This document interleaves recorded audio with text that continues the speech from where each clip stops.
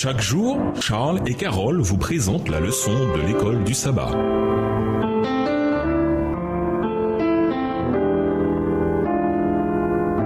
Bienvenue dans votre émission Dieu nous parle. Voilà la leçon de lundi, la gestion chrétienne de la vie et la gratification instantanée. Alors Jacob donna à Ésaü du pain et de la soupe de lentilles.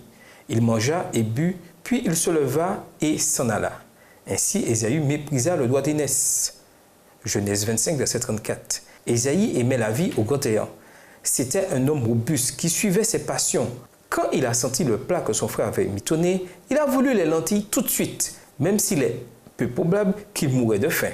Contrôlé par ses émotions et ses sentiments, il a laissé la pression du moment l'emporter sur son raisonnement et il a échangé son droit d'aînesse contre une gratification instantanée. Quand il a voulu reprendre son droit d'aînesse et qu'il l'a cherché avec larmes, Hébreux 12, le verset 17, il ne l'a pas reçu. À l'opposé, nous avons l'exemple de Jésus. Après un jeûne de 40 jours et tout près de mourir d'inanition, Jésus a été tenté par Satan à 3 reprises. Matthieu 4, les versets 3 à 10. Mais Jésus a vu les tentations pour ce qu'elles étaient, et même s'il était affaibli, il n'a pas cédé. Jésus a vécu toute sa vie en refusant les plaisirs du péché et la gratification. En ce faisant, il a montré que nous pouvions, nous aussi, vaincre le péché. Il n'a pas échangé ou perdu son droit d'aînesse et il nous invite tous à devenir co-héritiers avec lui. Romains 8, le verset 17, Tite 3, le verset 7.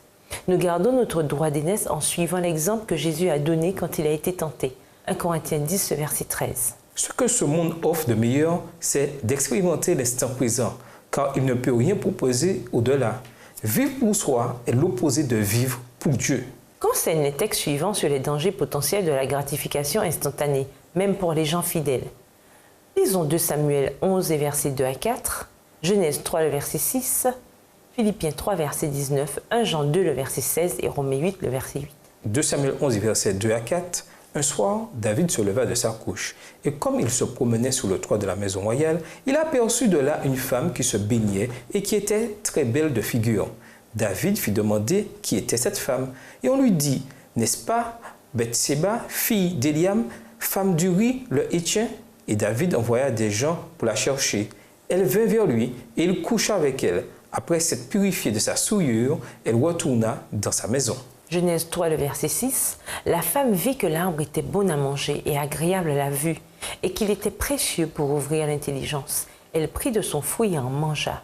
Elle en donna aussi à son mari qui était auprès d'elle, et il en mangea. Philippiens 3, verset 19, leur fin sera la perdition.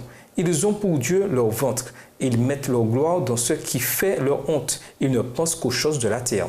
1 Jean 2, verset 16, car tout ce qui est dans le monde, la convoitise de la chair, la convoitise des yeux et l'orgueil de la vie ne vient point du Père, mais vient du monde. Romains 8, verset 8, or ceux qui vivent selon la chair ne sauraient plaire à Dieu. Le désir de gratification instantanée est symptomatique d'une intelligence incontrôlée. C'est un ennemi de la patience qui sape les objectifs à long terme et porte atteinte à la responsabilité. Différer la gratification est un principe qui s'apprend. C'est une compétence personnelle essentielle qui nous aide à gérer les situations et les pressions, en particulier les tentations que le monde nous offre, comme le fait d'emprunter de l'argent de manière imprudente. Mais cette idée n'est pas populaire dans un monde bâti sur l'assouvissement de la gratification de l'instant, des solutions miracles et des combines pour s'enrichir rapidement. Une fois que nous avons expérimenté la gratification instantanée, nous avons plus de chances de choisir la récompense à court terme à la prochaine occasion et à la prochaine et ainsi de suite. Les intendants des dons que Dieu nous a faits ne doivent pas tomber dans ce piège. Et nous vous laissons avec la question du jour. Vous n'êtes pas riche, mais vous avez un talent inconnu des autres. Quelles étapes devriez-vous suivre pour développer ce talent à la gloire de Dieu? Au revoir. Et à demain si Dieu veut. Dieu nous parle. Chaque jour, Charles et Carole vous présentent la leçon de l'école du sabbat.